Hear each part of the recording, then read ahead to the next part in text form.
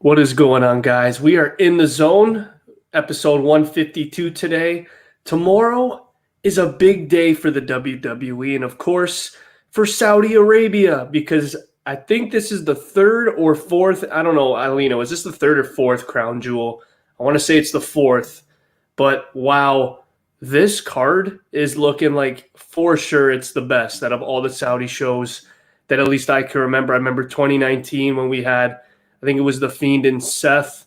But man, I remember the last Saudi show that we talked about. We saw Goldberg beat The Fiend. So this is going to be better for sure. I'm going to start this one off with Aulino. First match that I'm going to bring up. We're just going to run through the card as we always do.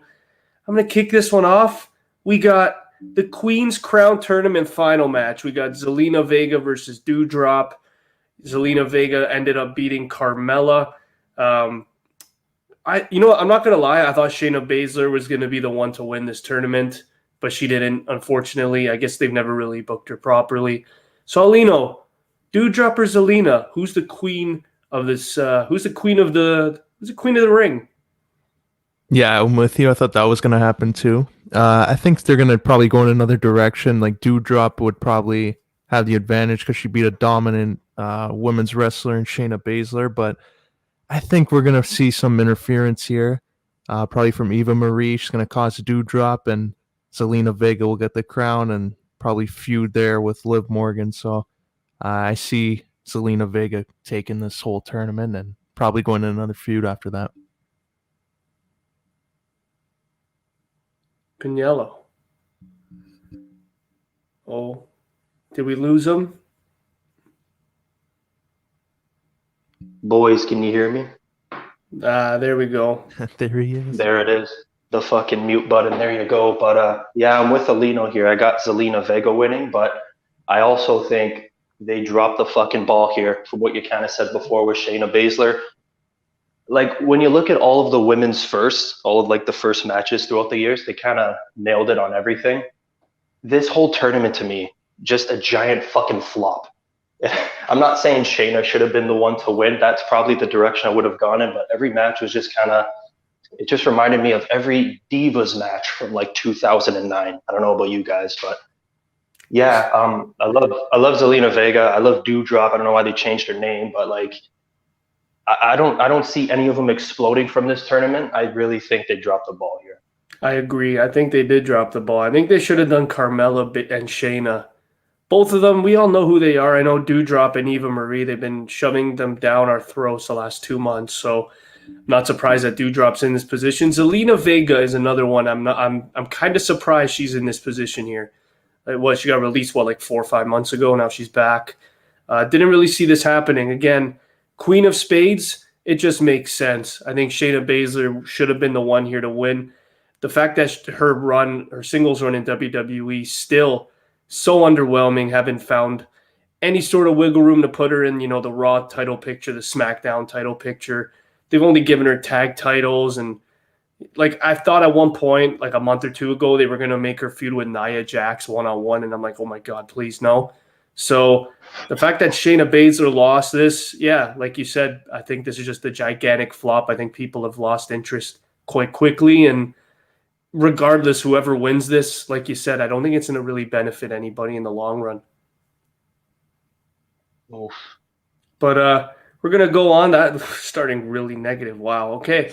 We're going to go King of the Ring tournament final here, which I think is a lot better. I like both the guys here in the final. I think it can go either way. I'll start with you, Pagniello. Do you have the New Day boy, Xavier, or do you got the Prince, Finn Balor? You guys might hate me for this one, but I really hope I'm wrong. I got Finn Balor winning this.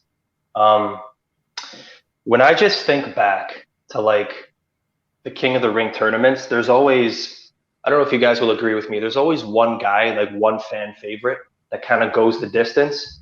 You don't really expect to see winning. And then I think back to like the most recent one, wasn't Chad Gable in the finals with like Baron Corbin? He was. I can't remember the year. So 16. I remember when 16 or 17. 16, eh? Yeah. Yeah, I remember like back CM Punk in 2008, Neville, John Morrison. Like to me, on it, as much as I love Xavier Woods, He's my favorite in the New Day. I don't think this is any different. I think they just picked a fan favorite. They picked a solid performer, and they're like, this is your chance. You're going on a run. And I honestly think Finn Balor is gonna be a solid match, great final, but I think Finn Balor is gonna take it. Yeah, I agree. I think it would be nice to see Xavier Woods. Then it's like everyone in the New Day got a big moment. But I think this could also be a way for Finn Balor to turn heel. Everybody wanted to see Xavier win, and Finn Balor goes from the Prince to the King, and then challenges Biggie for the title. So King of the Ring beats up his boy in the New Day, and then turns his attention to Biggie.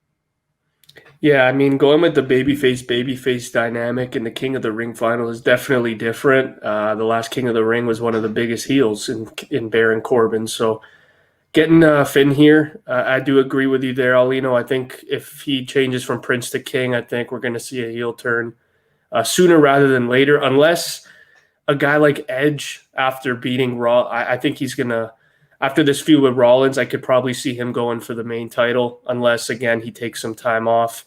But I'm intrigued either way. If Xavier wins, I could also even maybe see him turning heel eventually and going up against Big E. So I know the King of the Ring, it's a big deal. It's always been a big deal. It's either the winner gets like a Money in the Bank later on or a WWE title shot later on. So regardless, I think these two guys specifically over the last like 3-4 years, you look at these two guys and their resumes, and they haven't really done that much on the main roster.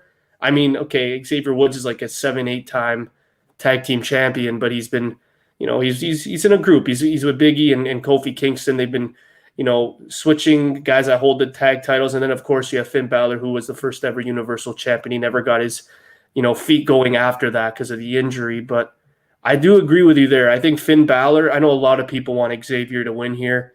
I have Finn Balor winning this too.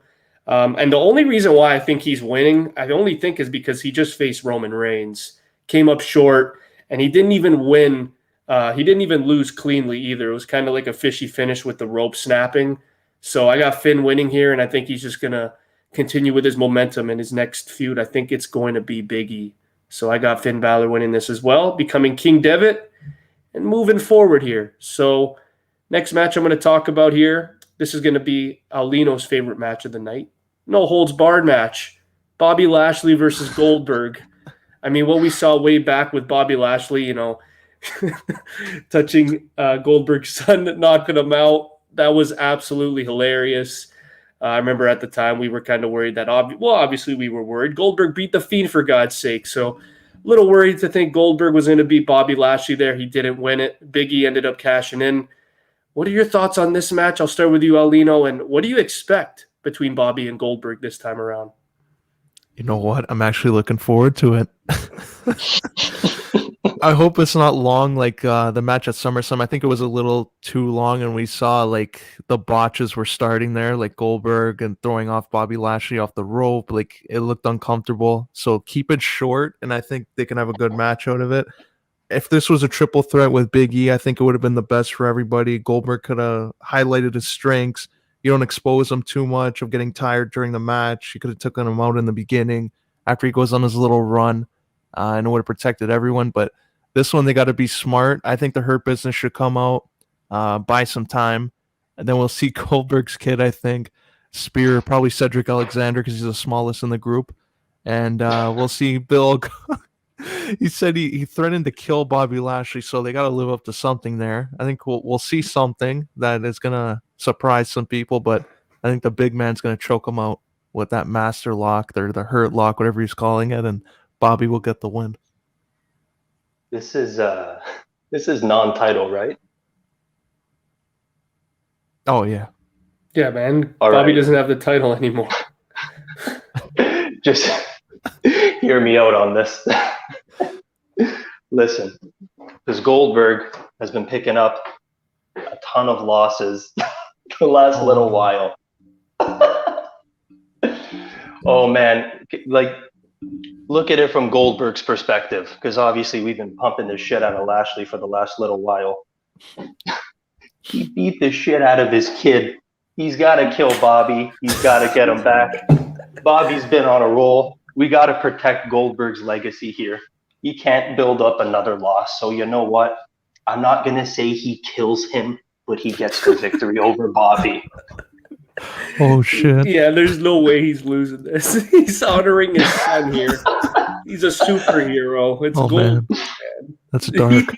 if Aulino, I'll say this: if you get this Bobby Lashley prediction right, like you're the king of predictions, because there is no way, especially now that I know it's a no holds bar, there is no way I see Lashley winning this unless all three members of the Hurt Business do not get touched and they absolutely wreck Goldberg. But I don't see that happening. Goldberg is the closest thing to John Cena at this point. He's the superhero. He's going to kill all the bad guys. He's not going to kill Bobby, but he's going to get the win, I think. And yeah, I think Goldberg's going to disappear till like at least the Royal Rumble after this. Just imagine if they go dark here, pull some Halloween type shit, Michael Myers stuff, makes it look like he kills Bobby Lashley, shows up on Raw out of nowhere, and then just kills Goldberg. Wearing the Mike Myers mask. So that's going to be a new character. Oh, Okay, up next we got Raw Tag Team titles. RK Bro versus AJ Styles and Omos. Kind of underwhelming. I know it's going to be a filler, but man, there's some great talent in this match. Does RK Bro keep it rolling and retain, or do AJ Styles and Omos get the titles back? Get off. yeah, this one's kind of tough just because it looked like they were going to split up AJ and Omos at the draft, but like now that they're keeping them together, maybe they take the titles off RK Bro, have a title change here, but I don't want to see that. Like I'd rather see RK Bro retain and you can have AJ as a singles guy with Omos backing him up. So I'll go RK Bro winning it, but I wouldn't be surprised if they do like a one-off title change and then lose the titles next week. Nah, they retain. AJ Styles, phenomenal forearm. RKO, keep it going. Let's go. Yeah, I got to go with RK Bro, man. I just feel like the payoff is going to be huge when they do lose it. We all know how they're going to lose it. Randy's going to turn on them, obviously. I want to say Matt Riddle, out of all those NXT call-ups, I thought he would be the guy, not to get lost in the shuffle, but I thought he wouldn't be the guy that's most prioritized. And, it's been between him and Damian Priest, at least this year. I want to give the edge to Riddle, even though Priest has been absolutely insane with the United States title. I absolutely love Arcade Bro. I think they've been one of the best tag teams, man, honestly. And even what AJ Styles has been able to do with Omos, it's just incredible stuff. And the Raw Tag Division was kind of an afterthought. I want to say like March, and then of course, when Arcade Bro they get back in there, and the Street Profits are there, and the Hurt Business, and all those teams, they've been there. But I think AJ Styles and Omos, I think if they give them the belts, I feel like that's another step back. So I want to say AJ Styles maybe by like November, December is back to being a single star. And I want to say that in the long run, maybe at the Rumble, maybe a little bit before, I want to say we're going to get Randy Orton versus Riddle in a pretty meaningful singles feud. So for now, I got Arcade Bro retaining, but down the road, it's going to be fun to see what these three individual guys can do. But moving on, this is one of my favorite matches of the night. You guys are going to be surprised here. Is the SmackDown Women's Championship that is now on Raw. It's Becky Lynch, Bianca Belair, Sasha Banks, triple threat match. I'll start this with you, Pagniello. Who is winning this one, and how? I mean, dude, I'm looking forward to this. These three alone in a match, good God. And it's not going to be a squash like it was at SummerSlam.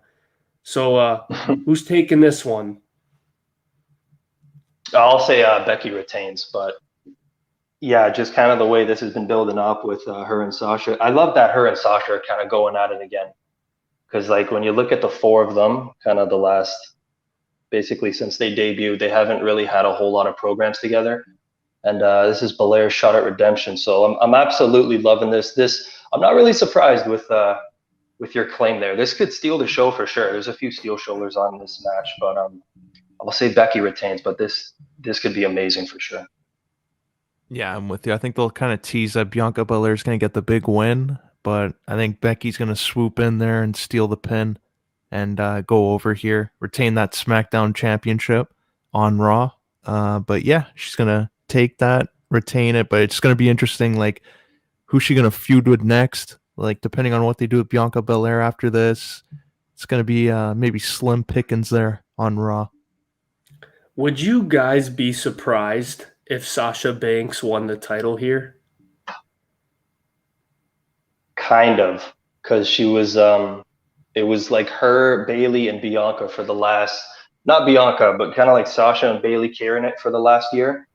And I think Sasha out of the three is kind of like maybe like on the back burner. I don't want to say it like that because I still look at her as like a main star, but like Becky coming back and all that, all the buzzes around her, I think they're just gonna leave it on her for a little bit. How about you, Aulino? You see Sasha getting the win here at all by any chance? I could see something where they protect her to an extent. Like, I don't see her taking the loss. I think probably Bianca Belair would take it, and then Sasha and Charlotte on SmackDown. I just don't want them. I know all three of them are really great competitors, and they're all in tough situations, right? Like Becky Lynch just came back from being out for, a year. Sasha Banks has been off and on, like I want to say the last year and a half too. So Bianca Belair, I can't see her getting pinned at all. I don't know how they're going to finish this. I wouldn't be surprised just with how Becky's kind of been carrying herself if this is a DQ finish. I wouldn't be surprised with that, but I wouldn't even be surprised if Sasha were to come in here and take the title back. I just feel like Crown Jewel is one of those shows that can just kind of, we've seen it in the past with Goldberg beating The Fiend and Rollins beating The Fiend and all these. We've seen major title changes here, so I wouldn't be surprised if Sasha were to come in. Probably out of the three, I want to say the last month, I think she has the most momentum since coming back. So I wouldn't be surprised if Sasha Banks were to win the title and then, again, reignite her feud with these two moving forward. I wouldn't be surprised if this isn't the last triple threat match we see from these three individuals. But you know what? I'm going to go with Sasha Banks here winning the title. I have a weird feeling about this. I feel like they've really been investing in her since she's come back. And I feel like a lot of people love kind of like what we've said in the past about guys like Randy Orton, about guys like Dolph Ziggler. They're favored more and chanted more when they're chasing the belt. And I feel like Becky Lynch, her story and her character, she thrives when she's chasing the belt. So again, she had a great run as the man character. She had it for a year and a half. I just feel like if Sasha Banks is the champ, she's the boss, and you have the man, Becky Lynch, chasing it, I feel like that's a lot more intriguing, and I think it's just an overall better product as a whole. If you guys get what I'm saying. Did you bring up Sasha and Charlotte before, one of you guys? Oh, yeah. I think that's the next feud there on SmackDown. You guys remember back in Raw when I think that was like the first main feud after, like Sasha and Charlotte, they were going at each other for 6 months and everyone was just fucking hating it. Do you guys remember that? I think really everyone took that for granted because because they've both gone their separate ways since 15, 16. They've both been on separate brands and they've been killing their thing. So hypothetically, if Sasha and Charlotte were to meet up again after all these years, I think it would be sensational. Yeah, it's tough too because you look at where everyone is. Is Sasha Banks still on SmackDown? I see. I didn't even clue that in. So, I mean, Becky's now on Raw. Bianca's on Raw. Sasha's on SmackDown. Charlotte's on SmackDown. So I guess that kind of takes it out of the question then, unless Charlotte is losing, but I don't even think she has a title match here. So, I mean, I want to see Sasha. I don't know what it is. I want to see Sasha win this belt back. I just feel like she's got a lot to give still. And Bianca, we've seen, like you said, with Bailey Sasha last year and 2 years ago, they were carrying it for the most part. I feel like that's been the case for Bianca the last 4 or 5 months. So maybe put her on the back burner for now. Maybe she can make some big feuds with Rhea Ripley on Raw. Maybe you can, build your credibility back up again. But I want to see Sasha win that. That's just my opinion, though. Because I still don't know what the potential is for Becky. Let's say she wins and Bianca is now out of the picture. Who's the next? Is it Rhea Ripley? Will we see Rhea versus Becky, you guys think, come maybe Survivor Series? Or see, that's the thing with Becky. I'm really not sure what direction they can go in with her.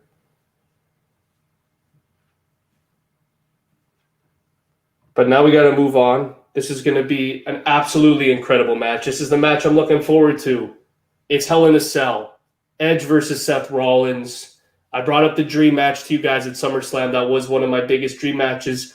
My favorite of the past and my favorite of the present. Going at it. If this one's inside Hell in a Cell, man, holy shit. I love Edge's promos. I think he's going to go down as one of the greatest of all time when you look at the promos. His psycho character, oh my God, it's a sight to see. His veins in his face. He's just going off here. I'll start with you, Aulino. Is it safe to say, just based how these feuds usually work, you go inside Hell in a Cell, does this benefit Edge over Rollins here? Yeah, I think so. I think that's why they use this match, and it's smart too that it's not a Hell in a Cell pay-per-view this year in October, which has been the theme. So I'd like to see Edge win it, but I don't know. I have a feeling they might go more towards Seth Rollins getting the big win in the feud and breaking for the next 4 months as he goes on to his next feud, because they got Balor on Raw, Biggie. So maybe this could be a way for Rollins to get a big win and challenge for the title, write Edge off TV for the next month or two, and have him fresh for actually not even a month, for the next 2 weeks until they build for Survivor Series. So I think this could be a good one for Seth Rollins to win the feud against a veteran, puts him over more. So I'll go Seth Rollins on this one. I think Seth is in his head. I think he's getting to Edge. He paid a visit to his house. He sat down, made himself comfortable. Edge went on SmackDown. He cut that vicious promo. He brought up Becky. I think he's a little heated. I think Seth got to him. So this might be Edge's last gasp. He throws out a Hell in a Cell match. You say the TLC is his match. He's had a ton of fucking Hell in a Cell matches when you look back on his history. I'm kind of with Aulino. I could see Seth getting the better out of the two on this particular night. He did get the better of him at SummerSlam, so you could kind of, even it up. Seth can go on here. I could just see him being a total bitch about it. Exactly what you said. That is vintage Seth Rollins. Gets the win. You won't hear him shut up forever. So these two are very similar. I love the matchup. This really is a dream scenario. So I'll take Seth taking it on this night. I'm going with Edge here. I think because he injured Edge on SmackDown. I just feel like that was the payback there. That was kind of okay, I'm pissed off. You beat me at SummerSlam. Let me hurt you. Now it got personal. He went in his house, starts laughing, sits in his chair. He's looking nice. He's got his drip always on there. And then you look at Edge. He looks like a freaking serial killer getting out of that truck and out of that car. Face red, leather jacket. Just an absolute beauty. Yeah, you look back at Edge's career. He's got a shit ton of Hell in a Cell matches. And so does Seth Rollins over the years. Both of them have enough experience, credibility. I think this could steal the show too. I wouldn't even be surprised. A lot of matches here.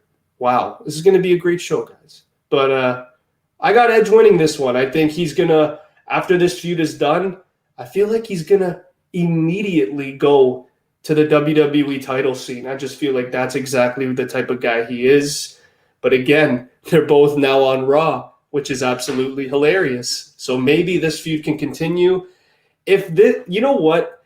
I got two options here. Now tell me if you guys agree. I think if Edge or Seth Rollins wins, that's to trigger that they can maybe face Biggie. Let's say if Biggie retains and beats Drew McIntyre. We'll talk about that in a bit.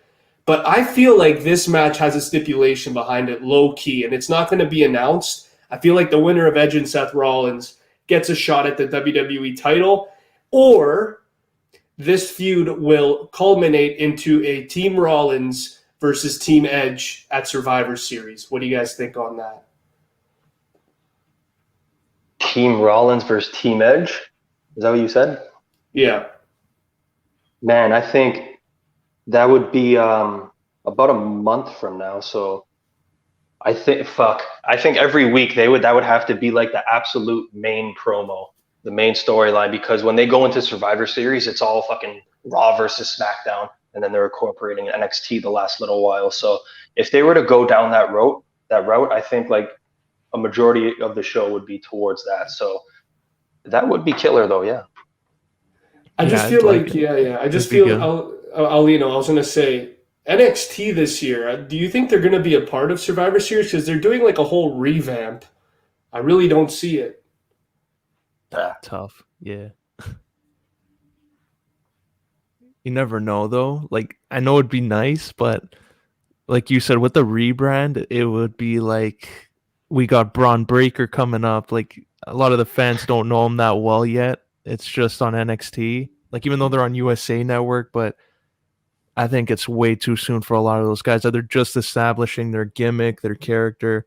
If you just bring Ciampa and like LA Knight, maybe, but like even Gargano, like there's not too many that you can make like a 5-on-5 team with that would make the average fan who watches just Raw and SmackDown know, okay, I don't know who that guy is.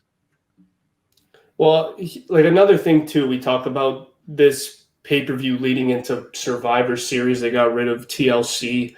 At least for this month, which is hilarious. I think there's a lot of stipulations, and you look at some of these matches, like Finn Balor and Xavier Woods, it's for the King of the Ring, but in the long scheme of things, I could easily see the winner of this also maybe they can announce in 2 weeks' time, saying maybe the winner of the King of the Ring can be the captain of Team Raw. So like a Finn Balor could maybe captain Team Raw and have a guy like Keith Lee on the team. And it can almost be like a former Team NXT. So there's a lot of stipulations here, at least that I'm thinking of in the long scheme of things, at least in a month. You know, you got Edge and Rollins who can captain a Team Raw, or it could even continue their feud into like a 6-man tag team or something like that. But I getting back on track, I just want to say that I think Edge and Rollins, regardless, I don't think this feud is done.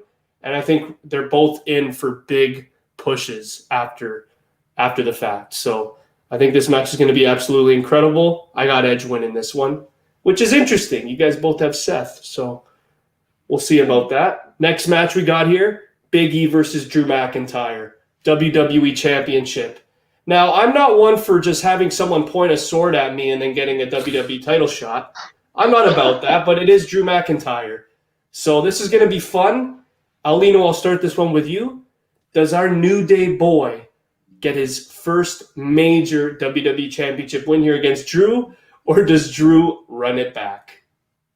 You know what? I think with Drew getting drafted there, I think this is kind of the only predictable match on the card. I'll go Biggie winning, but I think this will be a long match, probably like 15 to 20 minutes. This will be one of those matches that once you look at the end of it, it'll probably be the second or third longest. I think Mansoor versus Ali might be the longest, then followed that up with the women's match. So I got this one being a good long tilt between these two guys. I got Biggie winning though, but it's going to be like by either he hits a big ending after a Claymore kick. It'll be something where it protects Drew McIntyre going to SmackDown. How WWE would it be if they just put the title back on Drew after 3 weeks?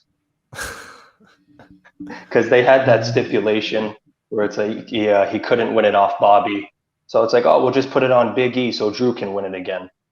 But I don't think that's the case, though. Yeah, I think this is a chance for Big E to establish himself. I don't know where the fuck it's going to be in the card, just because it's Crown Jewel, but this should be amazing. Just two big meaty guys slapping each other. So Vince is going to love it.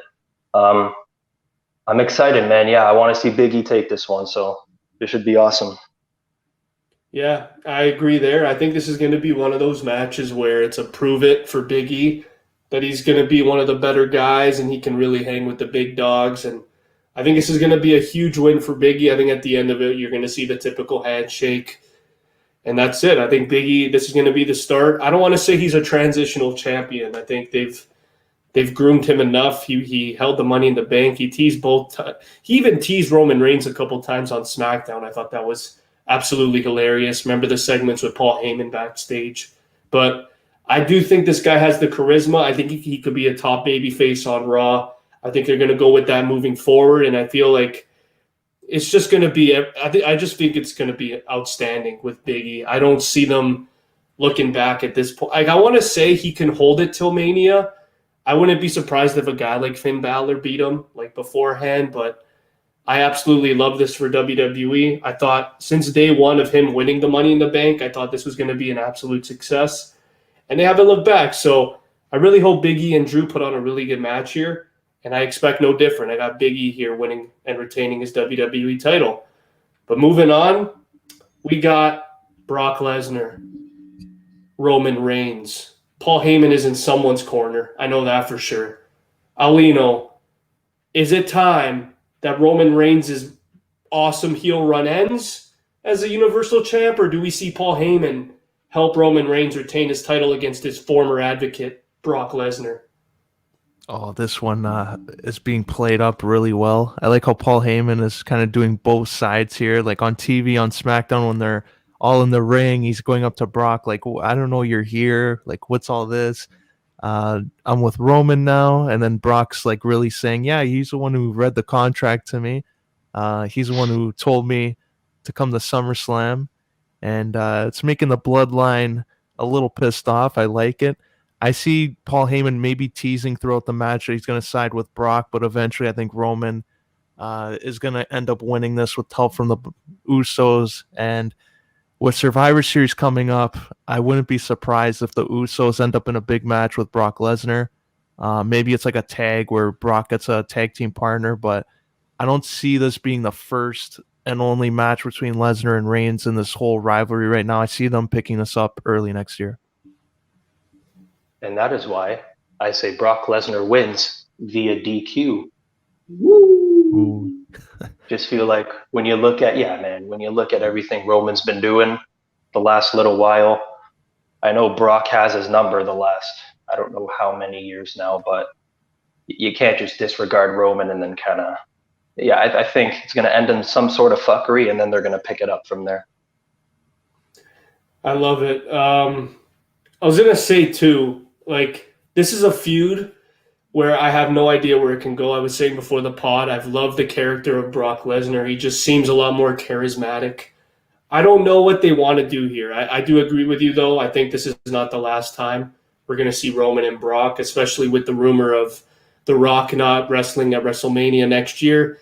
I don't want to say immediately just go the lazy approach and go Brock Roman at Mania. I don't want to see that, to be honest. But I do love what they're doing right now. I think Roman Reigns, I've said this to Pagniello on numerous occasions, I think this is the greatest WWE Universal title run of all time, and I think this is one of the best heel runs of all time. You look up the likes of CM Punk when he had it, the likes of Daniel Bryan when he had the WWE title. I think Roman Reigns is right there. The work he's put in, absolutely insane. I do agree. I think the Usos, I think they're going to try and help Roman win here. I don't want to say it amounts in a DQ. I still think Roman is going to somehow pin Brock Lesnar. I want to say Paul Heyman maybe distracts him. I do see Heyman, though, helping Roman here. I don't see Roman being in the middle like he has kind of hinted. I think he's going to lean more towards Roman Reigns, and I think that's just going to get the fans behind Brock so much more, and I think this face run is going to be massive. I don't want to say a potential Royal Rumble win for Brock is out of the question, man, honestly. Just the way his character's been, and you're going into January red hot as maybe one of the top baby faces on limited appearances. I think that's absolutely critical. So I got Roman Reigns retaining here, and it's either I got Brock Lesnar winning the Royal Rumble or I have him beating Roman Reigns for the Universal title at the Royal Rumble. It's going to be a fun one, though. I think this match is going to be insane. But I just want to quickly end this pay-per-view. I got a couple additional thoughts because I've been looking at it right here on Sportkita. They literally did say, and they do believe that Finn Balor is turning heel. They think that he's going to go full-fledged heel after, or maybe even during Crown Jewel. So I'll start this with you, Pagniello. What are your expectations if a guy like a Finn Balor were to turn heel? Do you immediately see him being a WWE champion and a King of the Ring at the same time, or do you think they're going to kind of ease him into it? I picture Prince Devitt from his New Japan run back from when he signed in NXT. I don't think there's anything he has to like. I don't think he has to win specific things, but like if he's just that kind of a heel character, everything will come his way. Like everyone's gonna get on board. Everyone knows Finn's super talented, so I don't think him winning the King of the Ring would obviously be awesome, and that would be a sweet transition. But if he could find that character, that fucking demented type of character that he was doing, that would be crazy because we haven't really seen that Finn Balor. Maybe a bit in NXT, but since he's got called up, not so much. So yeah. The only thing I don't want to see is that theme where the King of the Ring all of a sudden comes with the crown and they think they're literally part of the royal family. I think they need to keep it down with that, like Baron Corbin. And okay, they won the King of the Ring. Come on with the crown. They don't got to do the whole robe thing, have an accent. Like, let's be real here. Like, make it as part of their gimmick. Like, call them King Balor or King Woods, but like make it as part of a thing where they're not coming out and making a fool of themselves. So I hope they change that up, but I doubt it though.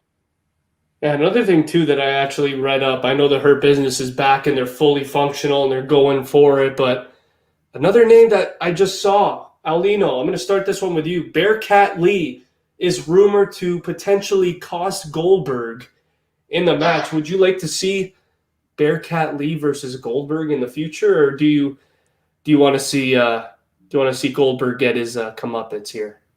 Oh man, Goldberg's shoulders. I don't know. I don't want to see him attempt a jackhammer on poor Keith Lee. That would be bad. Just maybe a spear, and that's it. But if they have a match, I just don't see it ending well for either of them. So I'll say no on that one. But if Big E wants to take on Goldberg, I'm all for that.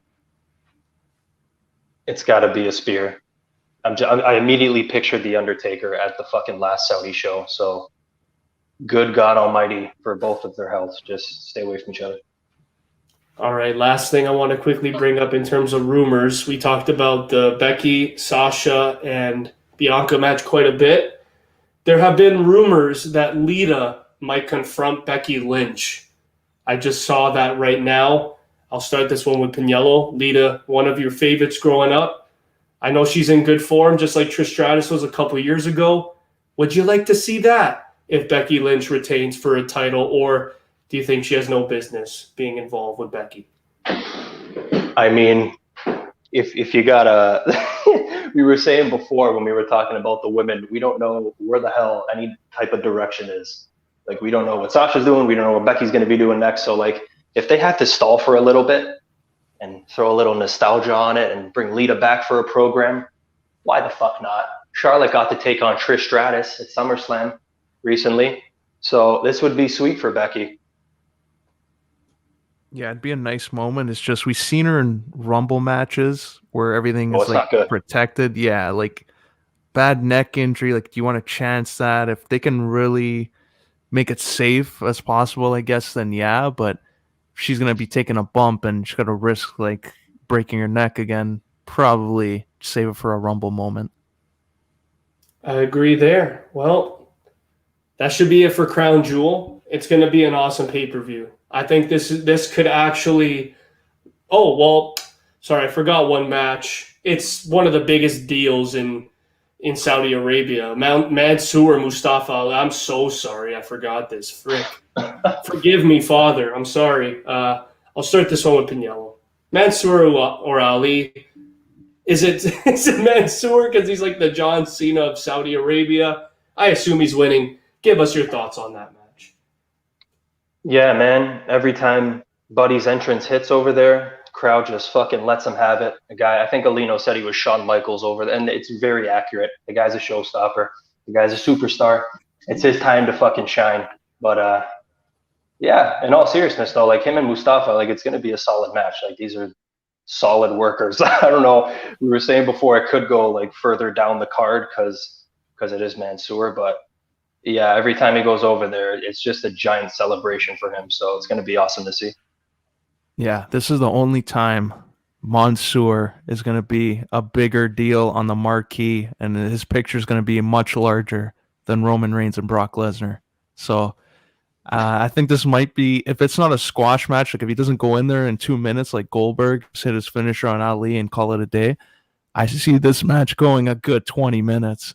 They're going to make Mansoor look like the underdog, and then when he finally gets that win, that pop in that stadium is going to be out of this world. So that's the two approaches I see.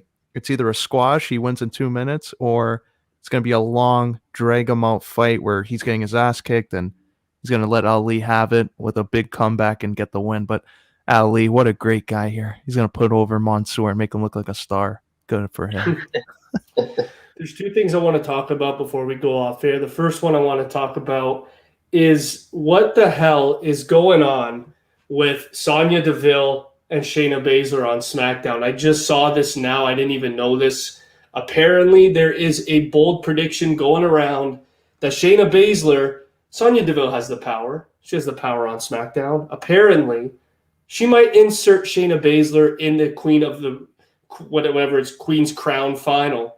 So, with that being said, would you prefer seeing that happen, or would you prefer just going with the Dewdrop Zalina Vega? Because we did say that they dropped the ball.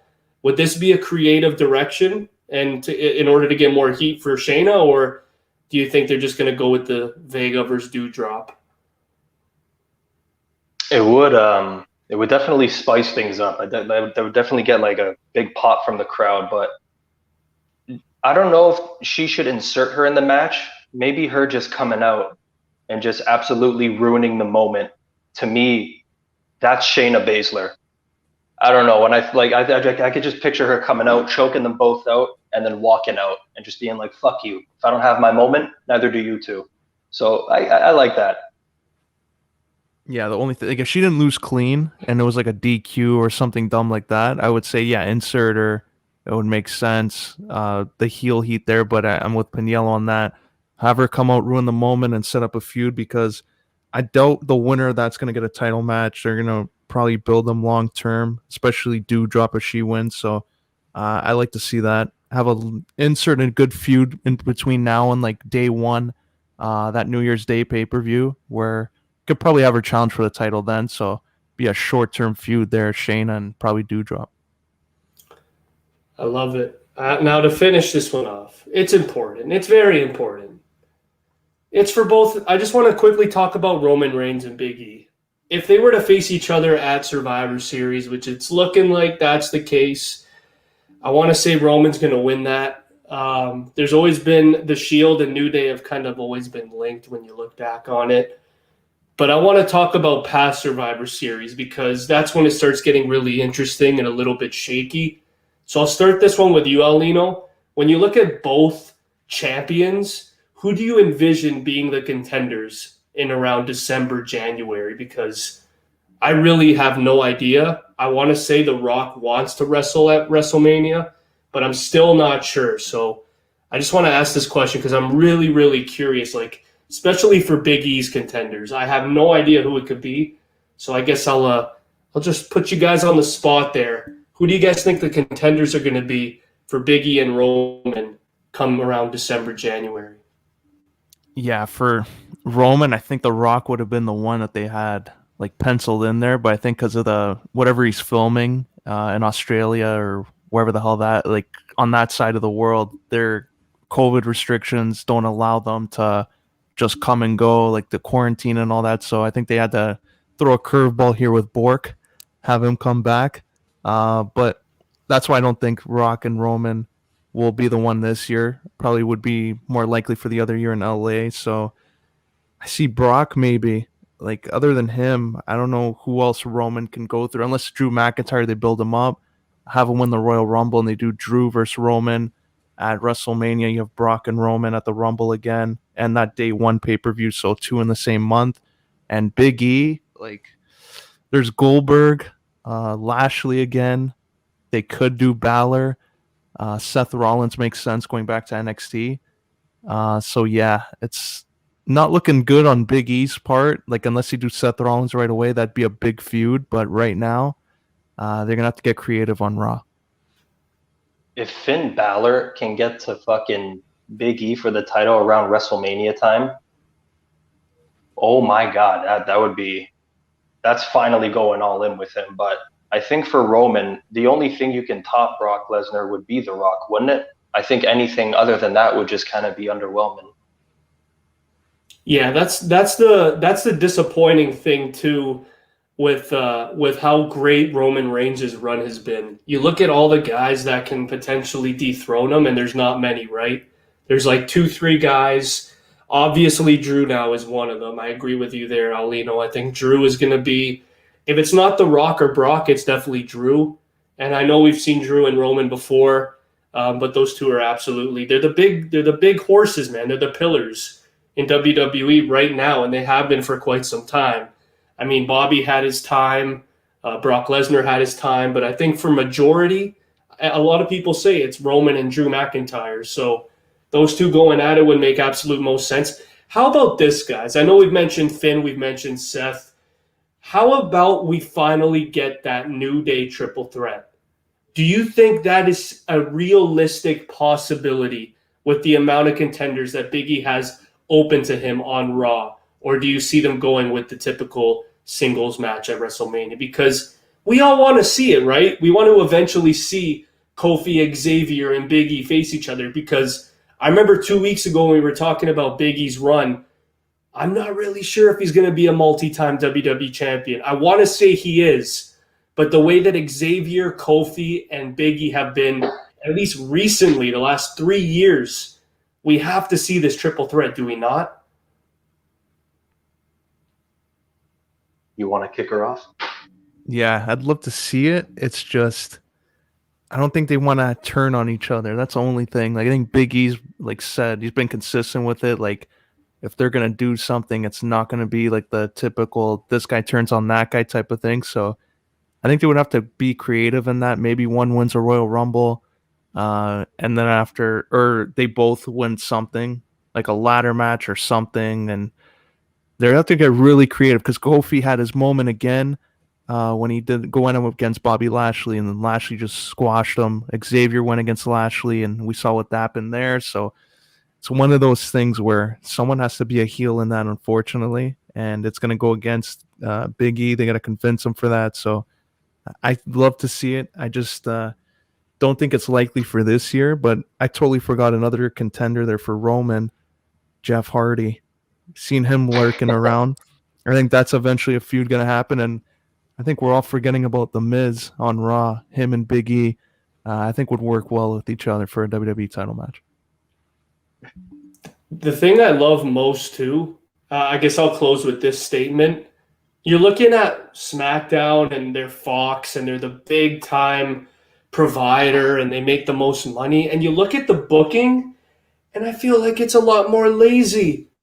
I feel like they really don't have a lot of guys that they can plug in and out, whereas now we're talking about Raw openly as how they have creative decisions to make, and there's so many other superstars that can go up against Big E.